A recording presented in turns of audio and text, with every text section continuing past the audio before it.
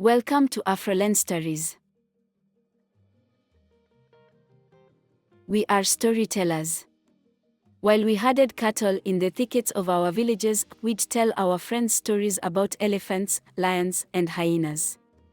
At the time, we thought we were only shooting the breeze. Never did it occur to us that decades later we'd rediscover this passion. Now here we are. We love telling stories. Stories are powerful. As Africans, we introduce ourselves through stories, share our lives through stories, and plant our memories too. Vibrant stories today enrich our experiences tomorrow. On this channel, we tell African narratives. Fellow Africans, our stories are powerful. Won't you join us on this channel? We start off with a series on stories on African art. We have named this series a Treatise on African art. Specifically, this short video gives us the introduction into the series. Welcome. Where do we start? We shall declare that Africa is the home of earliest art. Art. Well, defining art is like defining sex. Some styles make it simple, some touches make it intricate, the exceptional ones fog your senses. Today art stars around the world in tones of cubism, constructivism, expressionism, minimalism, surrealism, futurism, and more. But if the story of intelligent humans began in Africa, then African art must have followed directly, because, as we know, art is an expression of how people understand and interact with their world. More or less, Carolina San Miguel conquered, Picasso and Braque may have pioneered one of the most radical avant-garde movements in Europe during the early 20th century, Cubism. But African covers were first to abstract reality. Art reveals true history.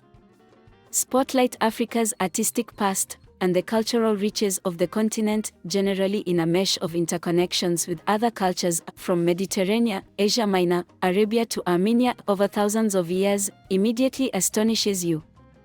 Why this extensive heritage is somehow unappreciated amongst the African public and the world is a question to be curious about. An average African remembers his past no further than the beginning of modern colonialism. A man is the sum of all his past. The man who sees only a fragment of his history is a man without full identity. In this treatise, we explore the origins of African art and its evolution across different cultures and time. Baroque painting in Namibia gives us the earliest evidence of art, circa 23,000 BC. Nok culture in modern Nigeria gives us the terracottas in 500 BC. The Bura community show us the ceramics around 200 CE. And on to the 20th century, we examine contemporary African art. Step by step, we study the art of different African regions: West Africa, South Africa, Central Africa, North African, and others. We also discuss foreign influences on African art and suboptimal appreciation of African art. Even though African art existed for all this time, and early travelers voyaged into the East, North, and South African coasts, and the interior, for centuries, the appreciation for and influence of African art was only seriously broadcasted no earlier than the 18th century. One reason for this was the mistaken belief on the part of foreigners that African culture was inferior and barbaric. As Monica Visona would write, this is a problem of cross-cultural translation. Wouldn't you want to learn about the Tasselai rock paintings in the Sahara? Lost wax casting technique for fabricating bronze artifacts. The more than 1,500 rock churches in Lalibela, Ethiopia. The great Olo of Ayesi, he who sculpted a door to the entrance of King Ogoga of Ekia's palace, which depicted the reception of Captain Ambrose, the British Commissioner of Ondo Province, 1897. The Benin Punitive Expedition of 1897 by the Royal Navy. What about the Zambal mask? Even Picasso was influenced by African masks. Dara was stunned. And Braque's artistic imagination was expanded.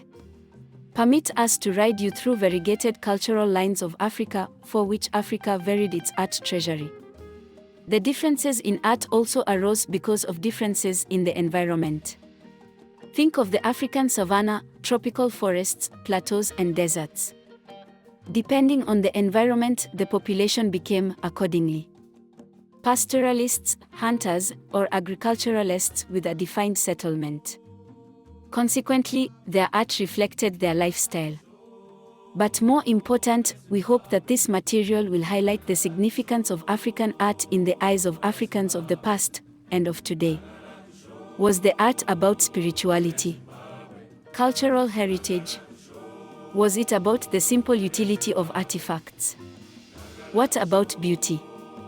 We shall find out. Citing then Peter Galek's quote. Open quote, "The potential African contribution to the art history of Africa has been ignored for far too long. Indigenous African views of the African past have yet to be fully developed," close quote.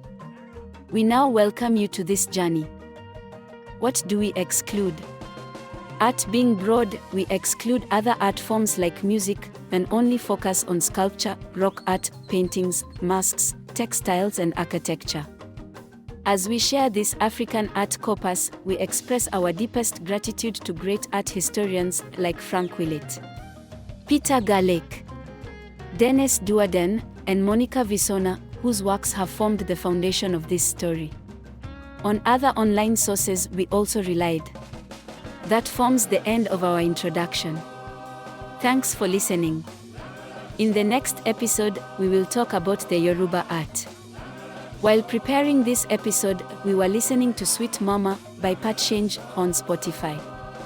This is Afrilenstories.